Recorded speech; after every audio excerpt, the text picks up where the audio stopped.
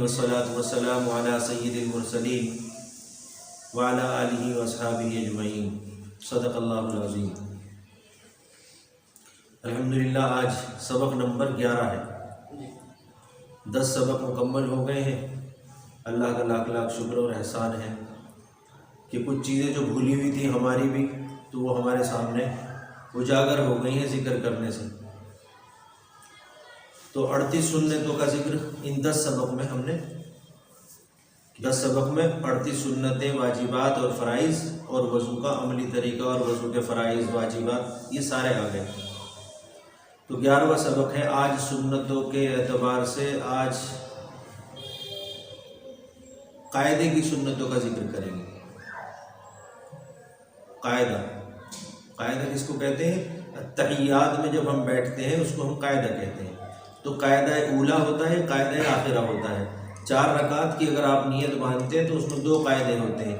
एक कायदा ऊला पहले वाला, 2 रकात के बाद जब बैठते हैं, कायदा आखिरा, उसको आखिर वाले को आखिरा कहते हैं, 4 रकात के बाद जो बैठते हैं। और अगर 2 ही रकात की नियत बांधी है तो बस वही आखिर है और वही पहला है 2 रकात के बाद। 3 रकात वाली नमाज में भी 2 कायदे होंगे, एक 2 रकात के बाद और एक तीसरी रकात में वितर में। तो 38 सुन्नतें हो गई थी हमारी। बची कितनी सुन्नतें थी? 13 बची थी। 51 सुन्नतें हमने बताई थी, है ना। तो अल्हम्दुलिल्लाह आज कायदे की 13 सुन्नतों का जिक्र करेंगे। तो 38 और 13 51 हो जाएंगे। तो सबसे पहले नंबर 1 है पैर को खड़ा करना। दाएं पैर को खड़ा रखना और बाएं पैर को बिछाकर उस पर बैठना। बाएं पैर को बिछाकर उस पर बैठना और पैर की उंगलियों को काबे की तरफ रखना, बैतुल्लाह की तरफ रखना। नंबर 2, दोनों हाथों को रानों पर रखना। बैठ के रानों पर रखते हैं ना, लेकिन यहां पर ये याद रखें कि जब रानों पर रखें तो ये उंगलियां लटकी हुई ना हो, घुटनों से नीचे न चली जाए, ये थोड़ी सी पहले रहनी चाहिए। तमीज का दायरा वो है। दोनों हाथों को रानों पर रखना, उंगलियों को, जैसे नियत में था ना, उंगली अपनी हालत में रहनी चाहिए, ना बंद हो और ना खुली हुई हो। यहाँ भी बस यही है कि जैसे आप बैठते हैं उंगलियां अपनी हालत पर रहनी चाहिए, ना खुली हो और ना उनको टाइट करने की जरूरत है। ठीक है भाई। नंबर 3, जब अत्तहियात पढ़ते हैं, अत्तहियात में शहादत वाली उंगली को उठाया जाता है। नंबर 3 में तशाहुद पढ़ते हैं, अत्तहियात पढ़ते हैं, तो तशाहुद वाली उंगली, शहादत वाली उंगली इसको कहते हैं हम। तो इसको उठाते हैं हम। कहाँ उठाते हैं? बस ये है कि उठाते हैं, लेकिन इसको उठाने की भी तरतीब हमें अल्हम्दुलिल्लाह सुन्नत से मिल जाती है। अशहदु अल्लाह, पहले तो याद रखें कि जब अत्तहियात पढ़ें, अत्तहियातु लिल्लाहि वस्सलावातु वत्तय्यिबात, अस्सलामु अलैका अय्युहन नबी व रहमतुल्लाहि व बरकातुहू, अस्सलामु अलैना व अला इबादिल्लाहिस सालिहीन। जब यहां पहुंच रहे हैं तो अब इसका आपने घेरा बना लेना है। ठीक है, ये ऐसे रहे। ठीक है, जैसे मान लीजिए ये आपका घुटना है, तो बस ये यहां पर इस तरीके से रहे। अब आपने क्या पढ़ना है? अय्युहन नबी व रहमतुल्लाहि व बरकातुहू, अस्सलामु अलैना व अला इबादिल्लाहिस सालिहीन। अब इसको उठाने का नंबर आ रहा है, क्या करेंगे? अशहदु अल्ला इलाहा, अशहदु अल्ला इलाहा, याद रखना, अशहदु अल्ला इलाहा इल्लल्लाह। बस इतनी देर का काम। ठीक है, अशहदु अल्ला इलाहा پر انگلی اٹھانی ہے اور الا اللہ پر بچھا دینی ہے، نہ اس سے پہلے اٹھانی ہے نہ اس کے بعد تک اٹھا کر رکھنی ہے، اور اس کے بعد میں اب آپ اس کو یوں کا یوں ہی رکھیں، اب اسے بچھانے کی ضرورت نہیں، پورے ہاتھ کو بچھا لیں تو مشکل کوئی نہیں ہے، لیکن بس ڈسٹرب ہوں گے آپ، تو اس لیے عادت یہ بنا لیں کہ یہ ایسے ہی رہ جائے، جیسا آپ نے اس کا ہلکا بنایا تھا بس ایسے ہی رکھیے اس کو آخر تک، جب تک آپ سلام پھیرتے ہیں۔ تشہد میں اشہد اللہ الہ پر انگلی اٹھانی ہے اور الا اللہ پر بچھا دینی۔ تو نمبر 4 ہے قاعدہ آخرہ میں، آخر کے قاعدے میں 2 رکعت والی ہو یا 4 رکعت والی یا 3 والی، آخر والے میں درود شریف کا پڑھنا یہ بھی سنت ہے۔ بات سمجھ میں؟ 4 نمبر قاعدہ آخرہ میں درود شریف کا پڑھنا، لیکن اگر قاعدہ اولا میں غلطی سے درود شریف پڑھ لے تو پھر وہ مسئلہ الگ ہو جائے گا، تو سجدہ سہو کرنا پڑے گا، اور کئی مرتبہ پھر اس میں اور بھی کچھ نقصان ہوگا۔ تو لیکن انشاءاللہ یہ سارے سبب پورے ہو کر پھر اس کی تفصیل بات اور بتائیں گے، جس سے کہ یہ ذہن میں رہے کہ اس وقت یہ کیا چیز تھی اور اس کے کرنے سے کیا گڑبڑی ہو گئی۔ نمبر 5 ہے درود شریف کے بعد، درود ابراہیمی کے بعد، دونوں درود پڑھنے کے بعد اللہم صلی علی محمد اللہم بارک علی محمد، ان دونوں درود کو پڑھنے کے بعد کوئی دعا پڑھنا جو قرآن اور حدیث سے منقول ہو، اپنی طرف والی دعا نہیں، قرآن والی دعا، حدیث والی دعا کوئی بھی پڑھ لو، کتنی بھی پڑھ لو۔ نمبر 6 دونوں سلام پھیرنا، یہ سنت ہے۔ نماز ایک سلام کے پھیرنے سے ختم ہو جاتی ہے، بات سمجھ میں؟ ایک سلام پھیرا السلام علیکم برحمت اللہ کا نمبر نہیں آیا، میم پر پہنچے نماز ختم، السلام علیکم کا میم آیا نماز ختم، ورحمت اللہ وہ الگ مسئلہ ہے، کہتے ہیں نا السلام علیکم ورحمت اللہ، تو رحمت اللہ ایکسٹرا ہے، نماز ختم میم پر ختم ہو جاتی ہے، السلام علیکم کے میم پر۔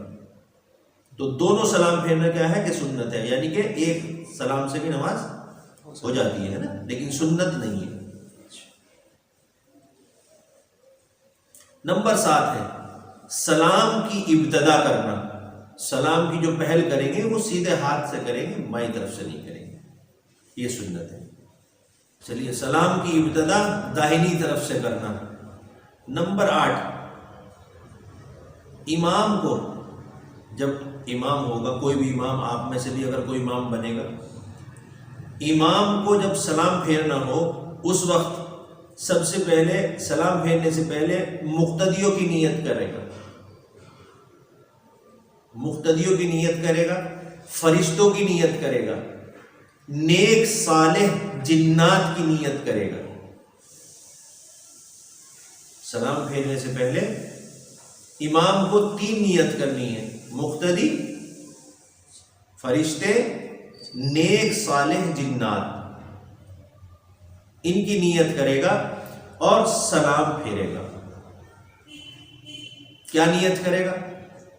اس نے کہنا ہے السلام علیکم ورحمت اللہ، نیت یہ کرے گا کہ سلامتی ہو ان مقتدیوں پر بھی جو پیچھے ہیں، اور ان پر رحمتیں ہوں اور اللہ کی برکتیں ہوں، اور ہمارے پیچھے جتنے فرشتے ہیں یا اس جماعت میں جتنے فرشتے شریک ہیں، اللہ سے کہے گا کہ اللہ ان کے اوپر بھی رحم فرما اور ان کے اوپر بھی سلامتی ہو، اور اللہ کی مخلوق جنات بھی ہے تو وہ ہمیں دکھتے نہیں ہیں، تو اگر وہ شریک ہیں تو اس کا مطلب جب حکم ہے تو شریک ہوتے ہوں گے، اس پکی بات